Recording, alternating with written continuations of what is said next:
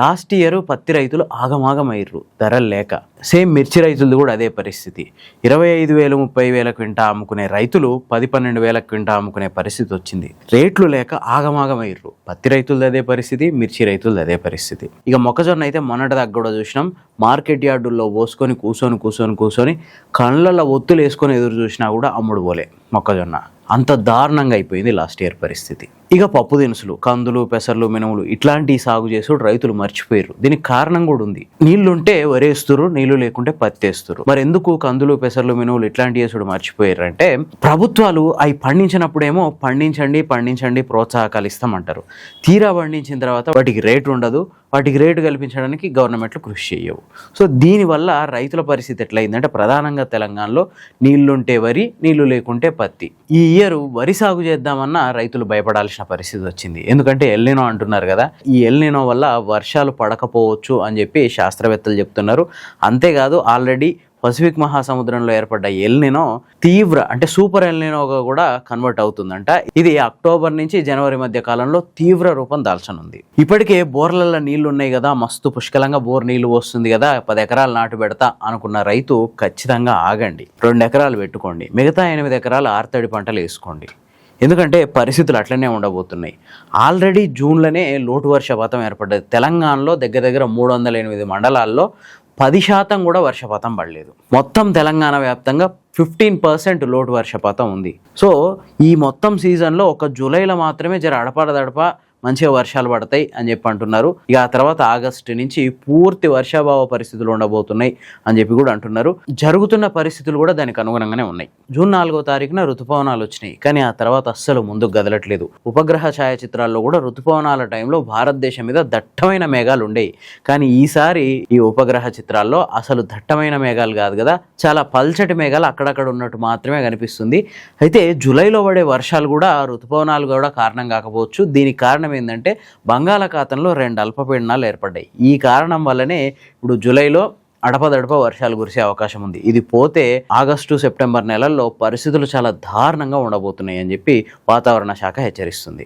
ఒకవేళ ఈ ఎల్నినో అంచనాలు కనుక పూర్తిగా నిజమైతే జూన్ నుంచి సెప్టెంబర్ వరకు పూర్తి లోటు వర్షపాతం ఉండబోతుంది అని చెప్పి పర్యావరణవేత్తలు అంటున్నారు. ఆల్రెడీ జూన్లో లోటు వర్షపాతం ఉంది, జూలైలో అడపదడప వర్షాలు కురుస్తాయి అని చెప్పేసి అనుకుంటున్నాం. ఆగస్టు సెప్టెంబర్లలో బోర్లల్లో నీళ్లు పూర్తిగా తగ్గిపోతాయి. వర్షాలు పడకపోతే ఇప్పుడు పోస్తున్న బోర్లన్నీ ఫ్యూచర్లో పోయవు.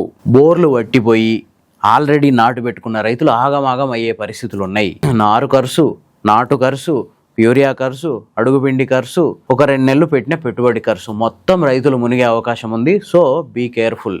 10 ఎకరాలు భూమి మీకు పారుతుంది అని చెప్పి మీరు ఎక్స్పెక్ట్ చేస్తే 2 ఎకరాలు మాత్రమే నాటు పెట్టుకోండి, మిగతా 8 ఎకరాలు ఆరుతడి పంటలకు వెళ్ళండి. ఇక నెక్స్ట్ అక్టోబర్ నుంచి డిసెంబర్ వరకు ఈ మధ్య పరిస్థితుల్లో ఆల్రెడీ వర్షాలు లేవు కదా, ఆగస్టు సెప్టెంబర్ 2 నెలల్లో వర్షాలు లేకపోవడం వల్ల మొత్తం మన నదుల మీద ఉన్న జలాశయాల్లో కూడా నీటి మట్టాలు ప్రమాదకర స్థాయికి పడిపోయే అవకాశం ఉంది. సాగునీరు దేవుడు ఎరుగు, ప్రభుత్వాలు తాగునీరుని ఎంత సమర్థవంతంగా ఇస్తాయో కూడా అర్థం కాని పరిస్థితులు ఉన్నాయి. ఈ కాలంలోనే మొత్తం ప్రపంచవ్యాప్తంగా ఎల్నినో చాలా పీక్స్ చేరుకుంటుంది అని చెప్పి సైంటిస్టులు చెప్తున్నారు.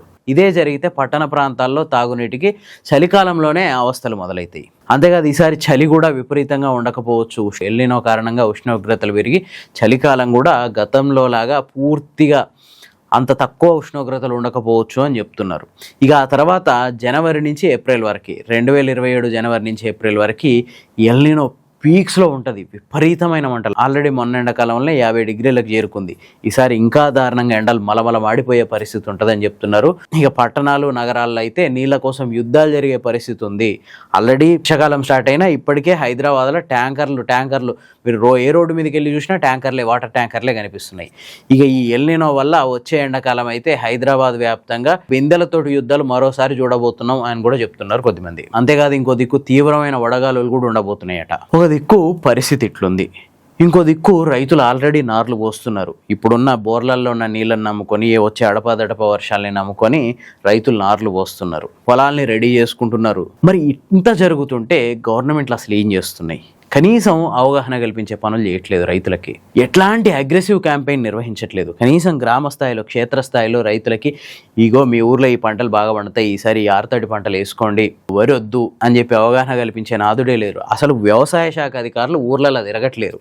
అసలు వ్యవసాయ శాఖ అనేది ఉందా, పనిచేయట్లేదు. ఏమున్నా రాష్ట్ర స్థాయిలో మంత్రి ప్రెస్ మీట్లు పెట్టి చెప్పుడే తప్ప క్షేత్రస్థాయిలో అసలు ఎట్లాంటి కార్యాచరణ కనపడట్లేదు. అసలు వరికి ప్రత్యామ్నాయాలు ఏంది, ఏమేమి వేసుకోవచ్చు, వాటికి సంబంధించిన విత్తనాలు ఉన్నాయా, అవి ఉంటాయి రైతులకు అందుబాటులో ఉన్నాయా, సబ్సిడీ ఏమన్నా ఇస్తామా, అసలు ఏమి ఇట్లాంటి ముచ్చట్లు అసలు ఊర్లలో డిస్కషనే లేదు. ఊర్లలో ఇట్లాంటి విషయాలు డిస్కషన్కి రావాలంటే ఏం చేయాలి?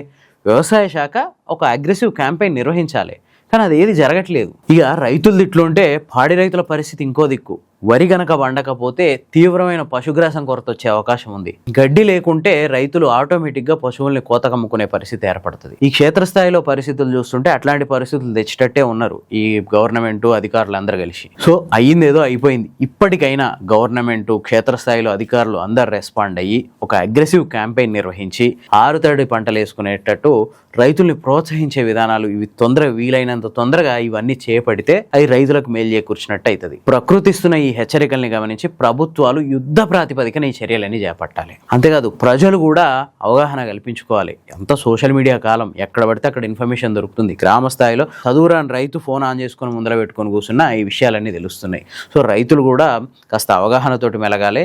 నీళ్ళని పొదుపుగా వాడుకోవాలి. అది సాగు విషయంలో కానీ, తాగునీటి విషయంలో కానీ, మన ఇంట్లో వాడుక విషయంలో కానీ. అదొక్కటే ప్రస్తుతం మనం ఈ వాతావరణ పరిస్థితుల నుంచి బయటపడే మార్గం. ఈ వీడియో కనుక మీకు నచ్చితే లైక్ చేయండి, షేర్ చేయండి. ఇలాంటి మరిన్ని మంచి వీడియోల కోసం ది ఫోర్త్ ఎస్టేట్ ఛానల్ని సబ్స్క్రైబ్ చేసుకోండి.